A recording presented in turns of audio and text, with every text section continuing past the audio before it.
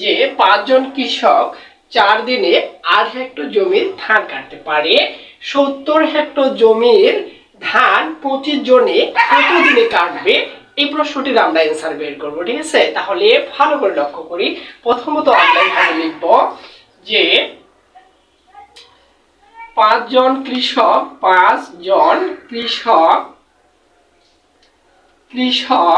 8 hectare জমির ধান কাটে কত দিনে? জাস্ট 4 দিনে।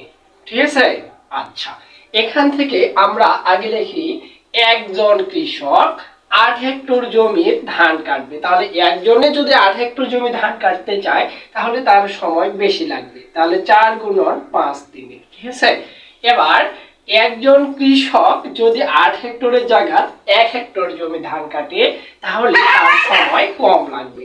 4 গুণন 5 ডিভাইডেড দিব আমরা জাস্ট 8। ঠিক আছে, এবার একের জায়গায় আমরা দিয়ে দিলাম কতজন? 25 জন। তাহলে 25 জন যখন 1 হেক্টর জমির ধান কাটবে তখন সময় আরো কম লাগবে।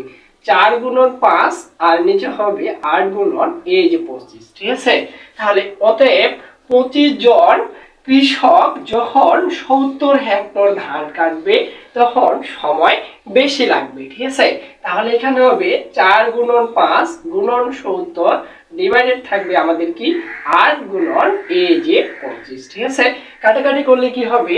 এখানে 4 দুগুণে 8, এখানে থাকবে 2। ঠিক আছে, আচ্ছা তারপরে উপরে পাচ্ছি আমরা যে 5 আর 5 25, এখানে পাচ্ছি আমরা 5 আর 5 25, 5 দুগুণে 10 আর 7 দশে 70। তাহলে এখানে সময় লাগবে কয়দিন?